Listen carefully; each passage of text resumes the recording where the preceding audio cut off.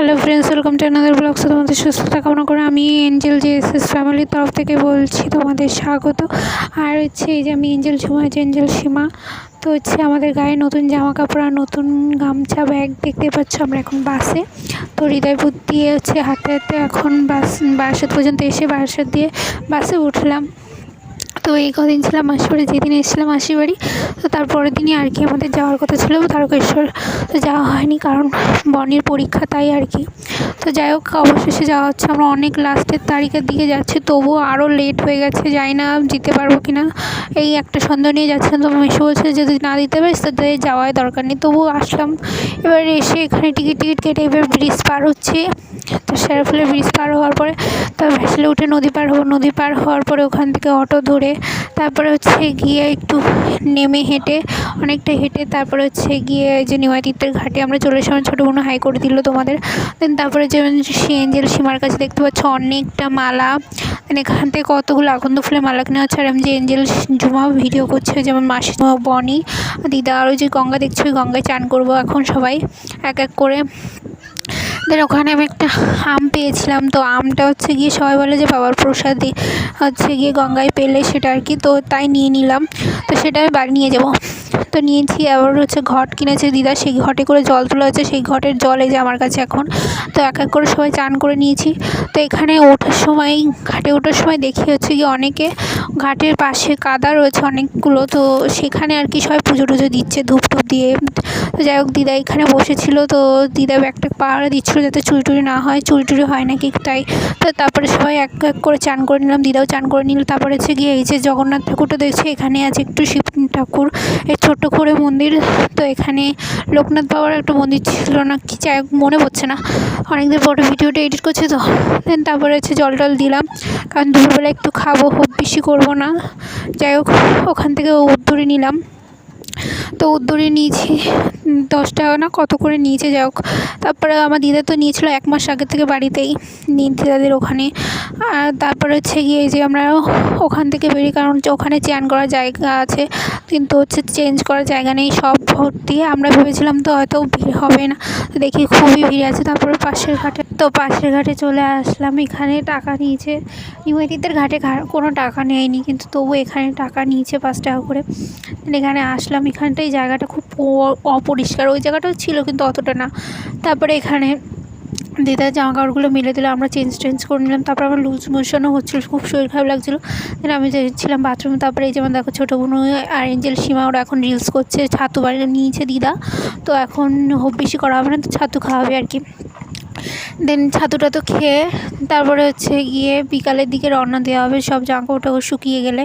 তো ওখানে জলটা ঢেলেছেন। তারপরে এই ঘাটে এসে আবার একটু জল নিয়েছিলাম, কারণ জল ফুরিয়ে গেছিলো। তারপরে আবার তারকেশ্বর গিয়ে তো জল ঢালতে হবে, তাই। দেন গিয়ে তারপরে বিকালের দিকে আর কি বেরোবো। তো ওখান থেকে হাঁটতে হাঁটতে স্টেশনের দিকে আসলাম। স্টেশনে এসে তারপর ট্রেন ধরে তারকেশ্বর স্টেশনে আসলাম। তো তারপরে তারকেশ্বর স্টেশনে এসে ওখানেই ছিলাম রাত্রেবেলা, কারণ এসে তখন বিকাল হয়ে গেছিলো। তারপরে এসে অতটা হেঁটে তারপরে আবার এখান দিয়ে আবার এতটা হেঁটে আবার যেতে হবে, তাই আর কি দেওয়া হয়নি জল। তো তখন যদি জল দেওয়া হতো তাহলে আমার ছোটো বোনও দিতে পারতো, কারণ ওর রাত 3টে না রাত 12টার পরের দিকে আবার পিরিয়ডস হয়েছিল, তাই আর কি আমার বোনও জল দিতে পারিনি। আর ওই যে বললাম নিমাতীর্থের পাশের ঘাটে, ওই ঘাটে না কোনো লোক ছিল না, মানে প্রথম থেকে হয়তো অনেক লোক ছিল, কারণ অনেক মাছে ডালছে হ্যাঁ তেন অনেক কিছু দেখলাম। যাই হোক তারপরে গিয়ে তো স্টেশনে চলে এসেছিলাম। আর সারা রাত এখানেই ছিলাম এই স্টেশনে, তারকেশ্বর স্টেশনে। তারপরে অনেক সুন্দর সুন্দর মোমেন্ট দেখলাম, ঘুরলাম ফিরলাম। তারপরে ওখানে ঘুমোনো, তারপরে ওখানে খাওয়া। তারপরে গিয়ে সন্ধ্যাবেলার দিকে দিদা একটু গিয়ে খুব বেশি করেছিল, দেন সেটাই আর কি খেয়েছিলাম। তারপরে দিনভর সকালবেলায় সকাল উঠে ভোরবেলায় দিদা, আমি আর এঞ্জেল সীমা দুধ পুকুরে গেলাম। দুধ পুকুরে গিয়ে চান টান করে দিদা আমাদের রাস্তা চিনিয়ে নিয়ে গেল, কারণ আমি মাসিরে পরে নিয়ে আসতে হবে, কারণ তাই আর কি। আর ছোটো বোন তো একা থাকতে পারবে না, ওর অসুবিধা, তাই গিয়ে ওর একা রেখে আসবে ব্যাগট্যাগগুলো। তার জন্য আমরা 3জন আগে চলে আসলাম চান টান করে। এই যে দেখছো এত ভিড়, এটা আমি মাসির সাথে পরে গেছিলাম তখন ভিডিও করছি, কারণ যখন আমরা জল ঢালতে গেছিলাম তখন কোনো ফোন টোন নিয়ে যাইনি, তখন চান করে সদ্য উঠে পারে তো আর কি ভিডিও করা যায় না। তাই আর কি হচ্ছে গিয়ে তারপরে জল ঢালতে গেছিলাম। ওখানে এত ভিড় যে এমন এলোমেলোভাবে ঠেলাঠেলি করছে যে এ মাথা দিয়ে ও মাথা, যে যেমন নাগরদোলায় চললে যেমন হয় তেমন একটা ব্যাপার। তারপর হচ্ছে গিয়ে কান্নাকাটি করে দিয়েছিলাম আমি, যে এত ভিড় দেখে ফার্স্ট টাইম প্রথমবার জল ঢালবো শিব ঠাকুরের মাথায়, আর প্রথমবার এখানে এসে আর এত ভিড় দেখে খুবই ঘাবড়ে গেছিলাম। তো হচ্ছে আমি কান্নাই করে বলছি আর মনে মনে রাখছি যে বাবা মহাদেব আমি জল ঢালতে পারবো, তো তুমি যদি চাও তাহলে পারবো অবশ্যই।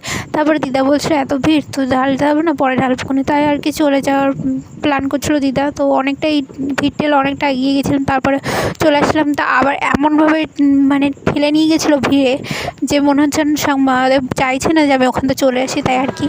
তো যারা ছিল তারা বলছে যে এই ভিড়ের মধ্যে তুমি যেতে পারবে না, আর গেলে আর পরে সেই একই ভিড় হবে। আর আমরা হচ্ছে গিয়ে ভেবেছিলাম জল দিতে পারবো না, তো এসে দেখি প্রচুর ভিড়। আর আজকে একদিন চড়কও ছিল, তার আগের দিন চড়ক পুজো ছিল।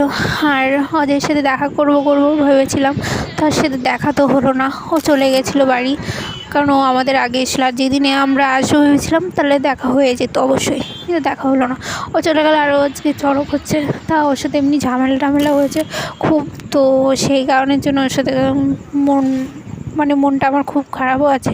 তো আর আমাদের রিলেশনটা যাতে মেনে ভগবানের কাছে চাইলাম, জানি না পূরণ হবে কি সামনের বছর, তোমাদের সাথে অবশ্যই শেয়ার করবো।